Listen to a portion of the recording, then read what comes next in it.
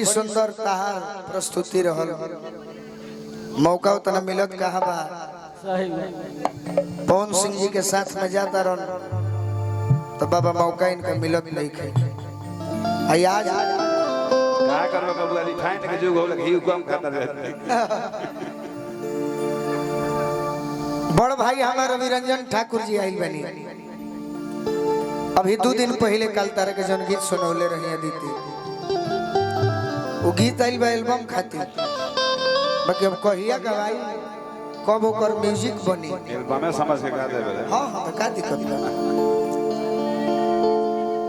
देखिए लोग गाना चढ़ाइयो लोग नया गाना चढ़ा दो कोनो बात नहीं वो गाना में ढेर दम नहीं के सुने वाला खाती हुई खाली खाली चोरी ना हो पियावा परदेश वाला मेहरारू दुख में बिया के बियाह करा ली हलो गौना करा ली हलो बाकी हम कहीं तो का अब 10 गीत गिन के सुनाओ तनी और 10 गीत में कुछ ना कुछ रोरा सबके बात मिली हां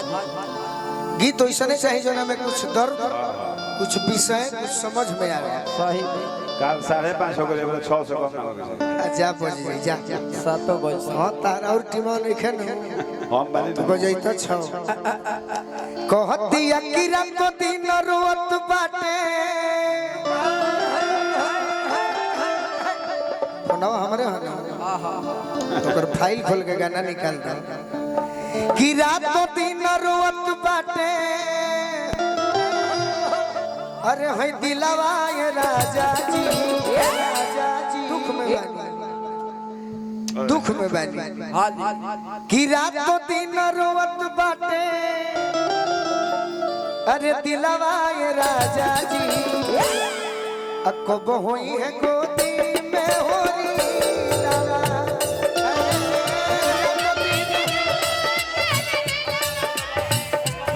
कब होई है ए छोटे बाबा देखी जमाना कहाँ चल गए हां जी ई गार्जियन के आदेश सुनी कैसन बा कैसन बा ये बात नौजवान कहिते तो ठीको लागी बाकी आज पुरनिया हो के गार्जियन हो के बाप सम्मान बानी यहाँ के का कहतन कि आदित्य राज के खड़ा करावो आ गीत कौन गावो खनी मेजर हुई मारो के पास धोके मारो के पास धोके रो तैयार हो से डूब जब डाली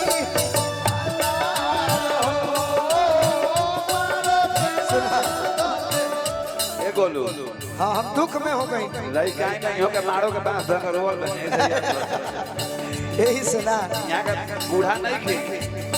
यहां का बूढ़ा नहीं खे यहां का बूढ़ा बालक बने हां रात तो दिन रोवत बाटे दिलवा ये राजा जी कब होई है गोदी में होरी लाला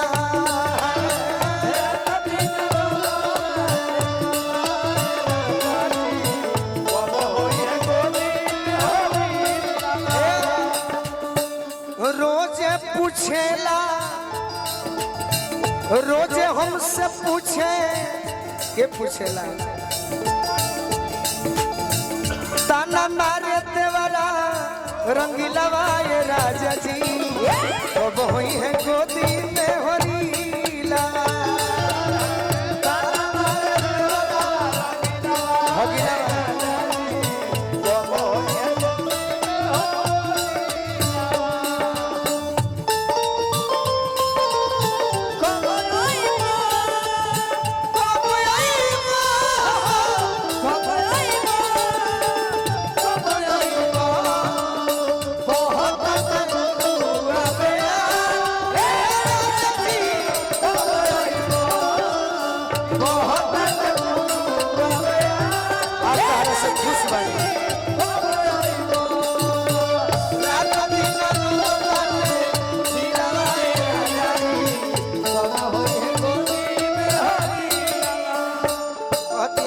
कहीं राजा जी ए राजा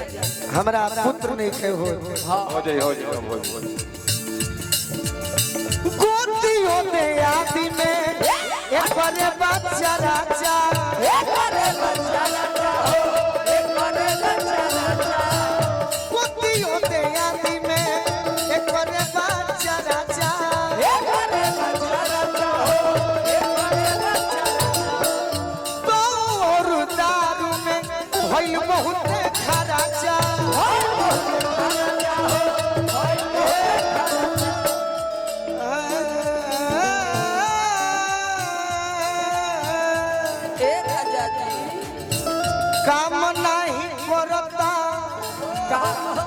काम नहीं करता अकेलावा ये राजा जी कब होई है गोदी में होरी लाला हो काम नहीं करता अकेलावा ये राजा जी कब होई गोदी में होरी काम नहीं करता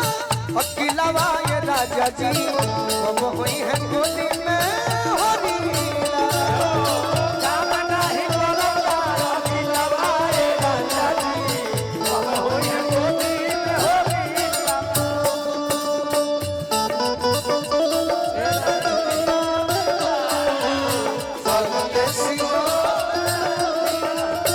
खुश बाड़े हमके छोड़ी खुश बाड़े हमके छोड़ी घरवा के बनिया सैया के भावे कलकतिया नचनिया सैया के भावे कलकतिया काम नहीं करता अकेलावा ये राजा जी कब हुई है गोदी किसी हजान राजा बनी भक्कम करेंगे बैंजू के मामले में रतन शर्मा जी ठीक बाड़ो बाकी जब प्रोग्राम जमे को हो खनी चाय पिए लगे हैं और खैनी खाए लगे हैं। पवन भाई हमार बहुत सुंदर हरेंद्र भैया इनकर जवाब नहीं के कुछ न खा ले बाकी निमन बात मजाको पर दुखित हो जाए कह दिया कि राजा जी का कही हाय हाय हाय हाय कोनो मनाई जाए हम देवता पीतो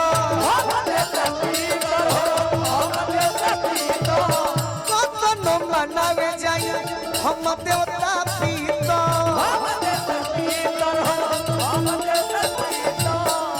तब कुछ हो नहीं खे मुखिया के भीतर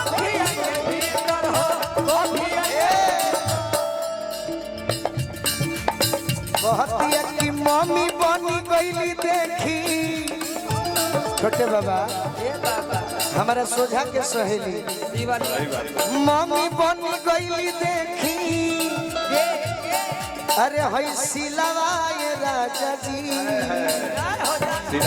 मम्मी बनी गईली देखी सिलावा ये राजा जी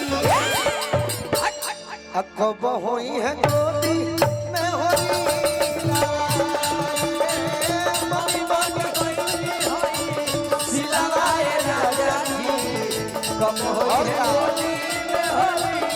कहतिया लड़की सोनू संग दिल गोलू सरधा बाला गुरु घराना सोनू संग दिल गोलू सरधा बाला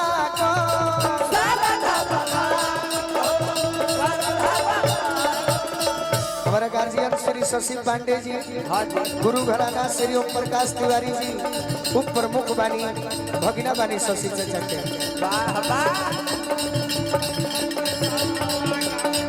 सोनू संगति लगोलू सरदा बल्ला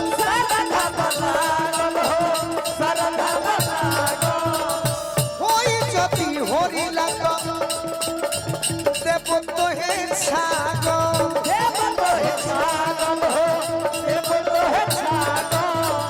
गाँव में बटई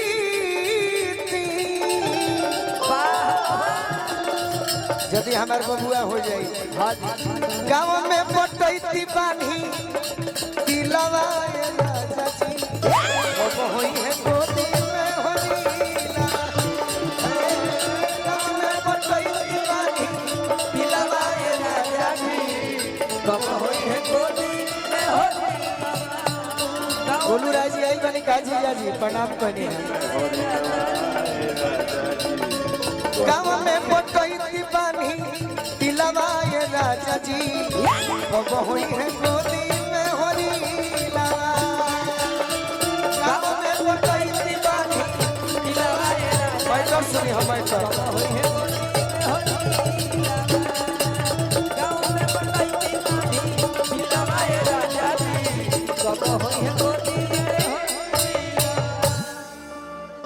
जख्मी भैया केने बानी चाय चली बाबा मैटर सुनावे के वादा कइले बनी मैटर हम ही सुना सकत नहीं। हाँ जी।